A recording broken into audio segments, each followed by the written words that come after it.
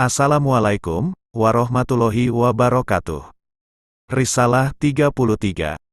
Ada 4 macam manusia. Pertama, mereka yang tidak mempunyai lidah dan hati. Mereka ini adalah orang-orang bertaraf bebas, berotak tumpul dan berjiwa kerdil, yang tidak mau mengingat Allah dan tidak memiliki kebaikan. Mereka ini bagaikan molekul yang ringan, kecuali bila mereka itu dikaruniai kasih sayangnya. Hati mereka dibimbing supaya beriman dan anggota-anggota tubuh mereka digerakkan supaya patuh kepada Allah Subhanahu wa Ta'ala. Berhati-hatilah, agar jangan sampai kamu termasuk ke dalam golongan mereka. Janganlah kamu melayani mereka dan jangan pula kamu bergaul dengan mereka. Merekalah orang-orang yang dimurkai oleh Allah dan menjadi penghuni neraka. Kita memohon kepada Allah supaya melindungi kita dari pengaruh mereka. Sebaliknya, hendaklah kamu berupaya menjadikan diri kamu sebagai orang yang dilengkapi dengan ilmu ketuhanan, guru yang mengajarkan kebaikan, pembimbing manusia dalam agama Allah dan pemimpin serta pengajak manusia kepada jalan Allah. Berhati-hatilah jika kamu hendak mempengaruhi mereka supaya mereka patuh kepada Allah dan memberikan peringatan kepada mereka tentang apa-apa yang memusuhi Allah. Jika kamu berjuang di jalan Allah untuk mengajak mereka menuju Allah, maka kamu akan menjadi seorang pejuang dan pahlawan di jalan Allah, dan kamu akan diberi pahala seperti yang diberikan kepada para nabi dan para rasul. Nabi Muhammad SAW pernah bersabda kepada Sayyidina Ali, "Jika Allah membimbing seseorang melalui bimbinganmu yang diberikan kepadanya, maka hal itu adalah lebih baik bagimu dari apa saja yang disinari oleh matahari." Kedua, mereka yang mempunyai lidah, tetapi tidak mempunyai hati. Mereka pandai berbicara, tetapi tidak melakukan apa yang mereka bicarakan. Mereka mengajak manusia untuk menuju Allah, tetapi mereka sendiri lari dari Allah. Mereka membenci maksiat yang dilakukan oleh orang lain, tetapi mereka sendiri bergelimang di dalam maksiat itu. Mereka menunjukkan kepada orang lain bahwa mereka itu saleh, tetapi sebenarnya mereka sendiri melakukan dosa-dosa besar. Bila mereka sedang menyendiri, maka mereka bersikap seperti harimau yang berpakaian. Inilah orang-orang yang seperti disabdakan oleh Nabi Shallallahu Alaihi Wasallam, orang yang paling ditakuti di kalangan umatku dan aku pun menakutinya adalah orang alim yang jahat. Kita berlindung kepada Allah dari orang alim seperti itu.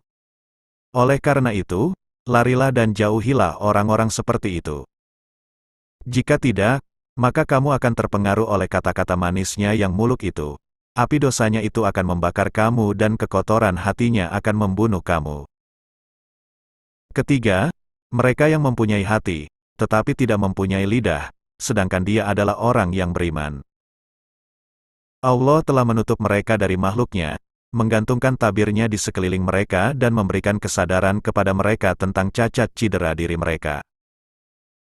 Allah menyinari hati mereka dan menyadarkan mereka akan kejahatan yang timbul akibat bercampur dengan orang banyak serta kejahatan akibat banyak berbicara. Mereka mengetahui bahwa keselamatan itu terletak dalam diam dan berkholwat menyendiri. Nabi pernah bersabda, "Barang siapa diam, maka ia akan mencapai keselamatan." Sabdanya pula, sesungguhnya berkhidmat kepada Allah itu terdiri atas 10 macam, 9 diantaranya adalah terletak dalam diam. Oleh karena itu, mereka yang termasuk dalam golongan ini adalah wali Allah yang secara tersembunyi. Mereka akan diberi perlindungan dan keselamatan. Mereka adalah orang-orang yang bijaksana dan rekan Allah. Mereka akan diberkati dengan keridaannya dan segala yang baik akan diberikan kepada mereka. Maka, hendaklah kamu berteman dan bergaul dengan orang-orang ini serta berikanlah pertolongan kepada mereka.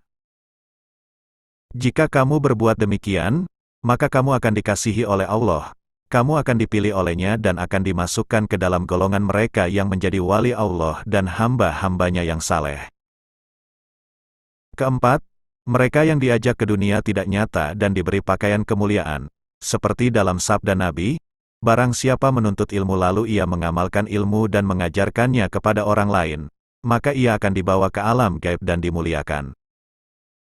Orang-orang yang termasuk dalam golongan ini mempunyai ilmu-ilmu ketuhanan dan tanda-tanda Allah.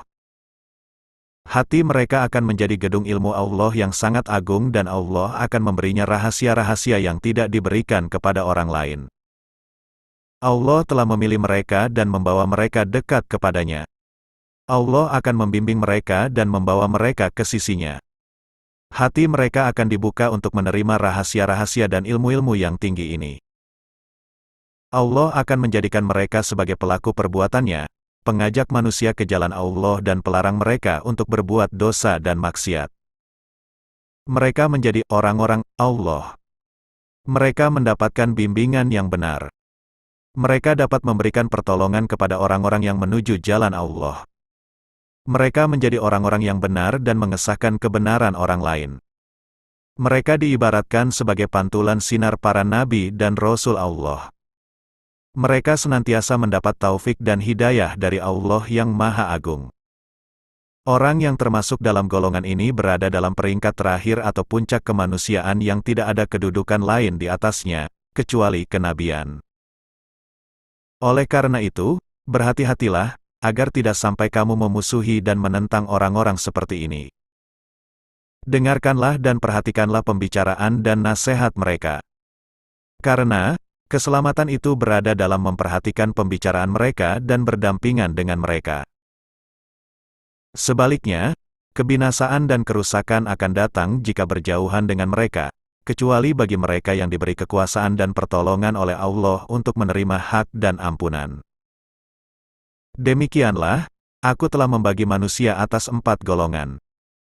Sekarang, terserah kepada kamu untuk mengintrospeksi diri kamu sendiri, jika memang kamu berpikir. Dan selamatkanlah diri kamu, jika memang kamu menginginkan keselamatan. Mudah-mudahan Allah membimbing kita dalam menuju kesenangan dan keridhoannya di dunia ini dan di akhirat kelak. Jangan sampai kita menjadi umat yang membuat malu nabinya, murid yang membuat malu gurunya, atau guru yang membuat malu muridnya, anak yang membuat malu orang tuanya, atau orang tua yang membuat malu anaknya. Amin. Wallahu alam bishawab. Wassalamualaikum warahmatullahi wabarakatuh.